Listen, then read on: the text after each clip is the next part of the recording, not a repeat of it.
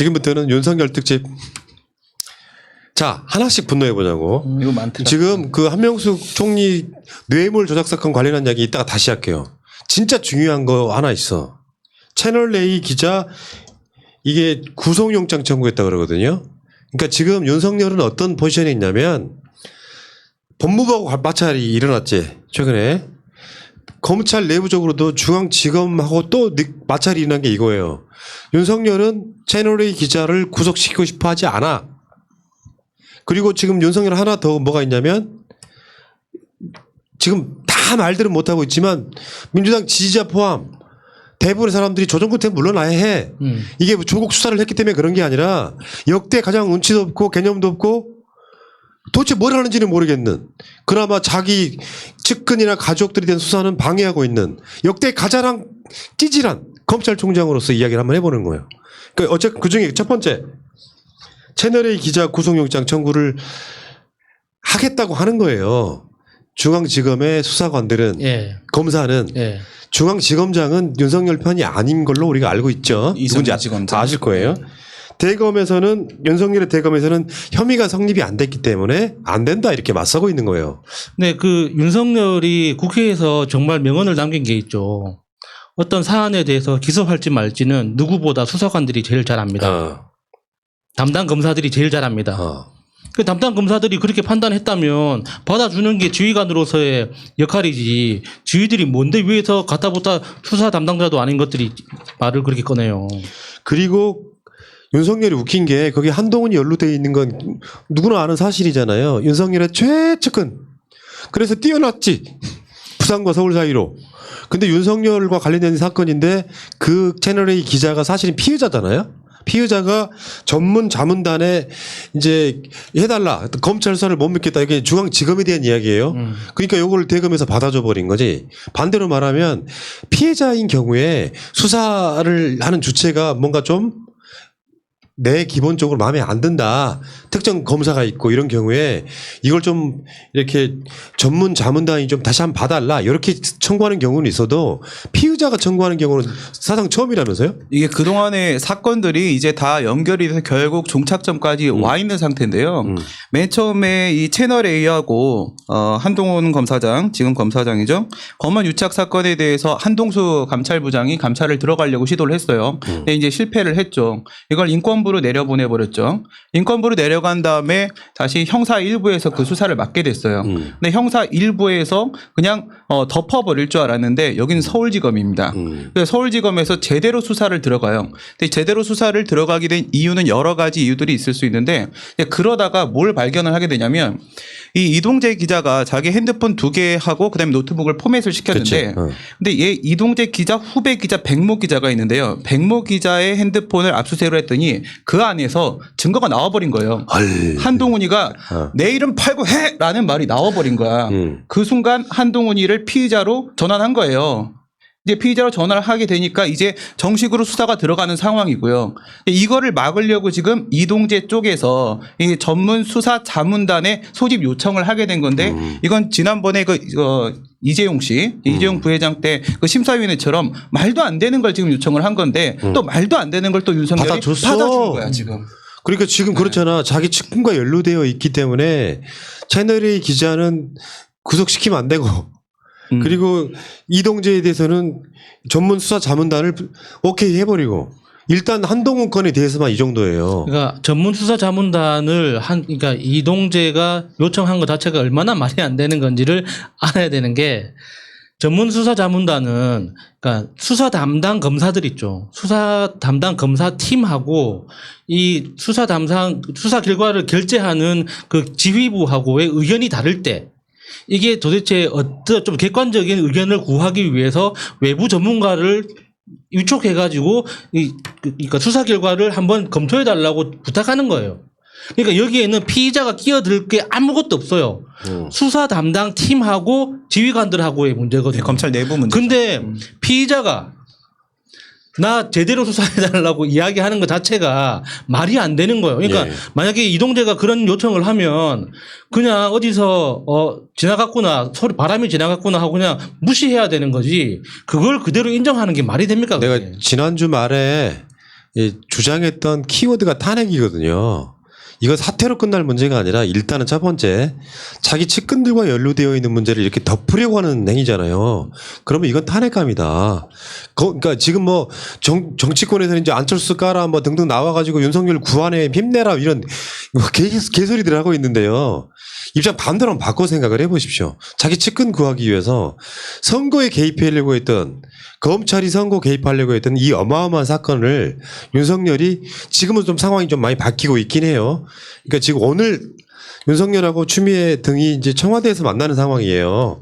관련해 뭐 반부패 관련해 가지고. 근데 이런 상황들에 윤석열이 이런 식으로 하는 것 자체가 나는 탄핵 사안이라고 보는 거거든요. 이러면 안 되는 거죠. 일단 그 부분이 그렇고요. 그러니까 이따가 다시 이야기를 하겠습니다만 수사팀은 채널A 기자의 구속영장을 청구하겠다 그러는 건데 이게 그냥 보통 문제가 아니고요. 단편적으로 보면 안 됩니다. 이동재를 구속하게 되면 이동재는 가만히 있습니까? 단독 범행이 아니라면 가만히 있냐고요. 그렇죠. 혼자 죽을 수는 없죠. 혼자 죽을 수는 없기 때문에 채널A에 관련되어 있는 그 위에 있는 사람들, 네. 간부들 또는 한동훈과 연관이 있다면 한동훈 등이 다 직접적으로 다 불려 나올 수밖에 없는 상황이야. 이렇기 때문에 얘를 구속하지 않으려고 발버둥 치고 있는 거예요. 이게 현실입니다, 지금. 이제 구속영장이 필요할 수밖에 없는 게 이 이동재라는 사람이 드러내놓고 너무나도 당당하게 얘기했잖아요. 나는 녹취록을 조작한 사람이다. 어쩔래? 라고 얘기를 했고, 그리고 핸드폰 2개를 포맷시켰고 노트북을 포맷시켰고 내가 증거인멸했다라고 당당하게 얘기한 사람이에요. 그렇다라고 하게 되면 이후에도 이제 정식 수사가 들어갈 건데 여기서 이후에도 어떤 증거인멸을 시도할지 알 수 없는 것이기 때문에 우리가 항상 구속영장 얘기하면 가장 기본이 증거인멸이잖아요. 그럼 증거인멸 우려가 너무나도 높은 놈이기 때문에 구속영장을 치는 게 당연한 건데 이거마저도 윤석열은 또 안 된다고 막았다는 거죠, 대검에서. 아니 근데 거기에 더 웃긴 게 주말에 조선일보에 단독이 났어요. 채널A 기자가 유시민을 거론하자 그 해당 검사장은 관심 없다라고 말했다. 실드 기사죠. 나 너무 빵 그걸 터져가지고. 한동훈 발 기사라고 보시면 되죠. 그러니까 한동훈이 이제 자기하고 이렇게 끈이 닿는 기자한테 자기 언론 플레이 한 거죠. 나는 그렇게 말하지 않았어. 근데 한동훈이 갑자기 뜬금없이 뭐 기자회견하고 성명 발표하고 했다는 게 세팅 끝났다는 뜻이잖아요. 이동재가 그 증거인멸 다 했던 것처럼 자기도 이제 뭐 걸릴 만한 거 싹 다 정리하고 나서 이제 거리낄 게 없으니까 나는 아무 잘못이 없다, 억울하다라고 이야기하는 거잖아요. 근데 그 점도 있을 거고 하나 더 있겠죠. 그러니까 예를 들면 서울중앙지검하고 부딪히는 부분이라면 우리는 검찰을 한 무대 같은 편으로 보지만 그들 사이에 나름대로 이렇게 서로 간의 위상, 권력 싸움 이런 게 알력 이런 게 있을 거예요. 그 부분에서 자기를 수사하려고 하는 팀들한테 보내는 메시지도 전 된다고 일단 보는 거거든요. 피의자 코스프레 하려고 하는 거. 그러니까 윤석열은 이게 속마음이 어떨지 모르겠지만 한동훈은 오히려 이름을 판 이동재에 의한 피해자라고 생각할 가능성이 높죠. 만약에 한동훈이 윤석열한테 난 전혀 관계없어라고 계속 항변을 했다면 이렇게 갈 가능성이 높고, 근데 이런 상황일수록 권력의 최측근일수록 지들의 논리에 의하면 깨끗이 털어봐야 되는 상황이라고 보고, 그런 관점에서 지금 내가 윤석열을 탄핵해야 된다고 하는 여러 가지 이유 중에 하나가요. 조국 장관 때로 한번 돌아가 보겠습니다. 대한민국 6개월 동안 들었다 놨다 했죠. 뻑하면 몇 군데 압색했죠. 아침이고 저녁이고 끝끝마디 조국 장관 뉴스만 나왔죠. 그 사건으로 인해서 한일 무역 전쟁은 완전히 덮였죠. 그리고 권력에 대한 망설임 없는 조중동에 의하면 권력을 두려워하지 않는 윤석열 최고라는 소리 들었을 지언정 그 정도로 수사를 했는데 지금 재판 결과는 뭡니까? 간단히 말해서 조국 수사는 윤석열한테는요 정치적 명운을 건 수사예요. 내가 내 이 수사가 이렇게 하는 게 틀렸다고 생각하면 나는 검찰총장을 그만두겠다라고 사회적 약속을 하고 덤빈 수사라고. 근데 지금 재판은 뭡니까? 공소장 내용 보강해라. 그러니까 윤석열이 그 나쁜 의도를 갖고 조국 장관의 가족을 털었던 거에 비하면 재판에 나오는 증거 하나 없어. 간단히 말하면 다시 말씀드리지만 조국 장관의 가족은 이렇게 깨끗할 수가 없어. 유죄를 입증할 만한 단 한 가지 증거도 나오고 있지 않아. 오죽했으면 압색을 거의 100군데 가까이 했다 그랬지. 초반에 80군데 하고 또 보강하고 압색했으니까. 공소장 내용 보강이라는 얘기가 어떻게 나옵니까 이게? 그러니까 저는 이건 법원도 진짜 문제라고 생각해요. 만약에 공소장에 그렇게 문제가 있다면 기각하면 되잖아요. 어디서 보강입니까? 우리가 동사무소에 가도 전입신고할 때 양식에 잘못 기입하거나 빈칸이 있으면 채워서 오라고 하지 일단 접수부터 해놓고 수정해 주는 게 아니거든요. 난 반대로 봐요. 그 부분은 그러니까 그게 어떤 부분이냐면 판사 입장에서도 이미 재판은 시작됐잖아. 그럼 그 부분에 있어서 일종의 검찰이 수사가 잘못됐음을 지적하는 것은 양형에 굉장히 많은 판단 기준이 될 수밖에 아니, 없잖아요. 그러니까 지금 그러니까 공소 기각을 하거나 그 재판을 속행해서 이 공소장으로는 유죄를 판단할 수 없다. 무죄 때리면 되는 거죠. 어디서 공소장을 보강하라는 게 말이 되냐고. 그러니까 하나만 더. 그게 뭐냐면 네. 근데 검찰은 어디서 가져옵니까? 증거가 없는데. 그러니까 그게 일종의 인증이 되는 거예요. 재판 과정의 인증. 저는 그렇게 봐요. 이게 왜 그러는 거냐면요. 그러니까 지난번에도 공소장 변경에 대한 이야기를 했는데 그 정경심 교수 사건 조민 학생 사건이 있어서 표창장 조작할 때 아예 장소와 날짜 자체가 바뀌는 공소장 변경 신청을 해서 그게 받아들여지지 않았잖아요. 그리고 조국 장관 본인 재판에 있어서는 직권남용 권리행사 방해죄를 그 직무유기로 바꾸려고 했을 때 그거 역시도 안 받아들여졌잖아요. 이거는 전혀 공통성이 없기 때문에 기본적 사실관계 동일성이라고 말하는데요. 이게 없기 때문에 받아줄 수가 없는 거거든요. 이걸 만약에 변경을 받아주면 A 사건이 B 사건으로 아예 다른 사건이 돼버리는 거예요. 그럼 다른 재판이 되는 건데 지금 이 문제는 뭐냐면 정경심 재판부가 이렇게 말한 거는 니네가 주장하는 대로 이런 죄가 있으려고 하게 되면 니네가 증명을 해야 되는데 그치. 내용이 너무 부실하다는 거예요. 그치. 부실하니까 그 부실한 것은요. 공통성 안에서 구체적인 부분을 채워 넣으라는 공소장 변경이기 때문에 이 공소장 변경을 명령한 재판부의 명령은 맞고요. 이렇게 해야지 재판이 제대로 끝나고 그리고 이건 우리한테 불리하지 않아요. 그러니까 이게 공소장이라고 하는 게 우리가 배웠던 육하 원칙에 정확히 근거해야 돼. 언제 어디서 누가 무엇을 어떻게 왜 여기 있잖아요. 그러니까 요거야. 그러니까 얘네들 지금 뭐 큰 건이 막 3개 있다고 치면은 그러니까 뭐 입시비리 표창장 포함해가지고 무슨 인턴 뭐 입시비리 네, 하나, 3개. 그다음에 사모펀드 관련한 사모펀드. 거, 그리고 유재수 관련된 감찰 무마라고 하는 이 세 건이 가장 큰 건인데 정경심 교수나 조국 장관 등에 대해서는 제목을 보면 12개쯤 돼. 그중에는 다시 말씀드리지만 증거, 인멸, 교사 이런 게 있다고. 그러니까 전체적인 큰 거는 이건데 여기다가 제목을 많이 걸어야 되기 때문에 뭔가 말도 안 되는 건 막 갖다가 제목을 걸어놨단 말이에요. 지금 여기서 했던 말이 이런 거라고. 정 교수와 조국 전 법무부 장관이 언제 어디서 누구에게 어떤 방법으로 무슨 허위 내용을 작성하도록 교사했는지 불분명해. 이게 공소장이야? 네네. 이게 공소장이 될 수 있냐고. 그냥 말만 집어넣어놓고 제목만 엄청 부풀리게 하는 거예요. 그러니까 재판부가 판단을 할 게 없는 거예요. 그러니까 내가 판단할 수 있는 부분을 달라고 지금 얘기를 하는 거거든. 그래서 공소장 변경을 지금 요구를 하는 겁니다. 그러니까 다시 한 번 말씀드리면 반대로 말하면 윤석열 탄핵 사유에 조국 장관 수사가 좀 포함된다고 보는 거예요. 나라를 들었다 놨다. 예를 들면 윤석열이 우리들의 반대에도 불구하고 조국 장관을 열심히 털었더니 상상도 못할 범죄 행위가 나왔어. 그러면 윤석열은 존재 가치가 있는 거예요.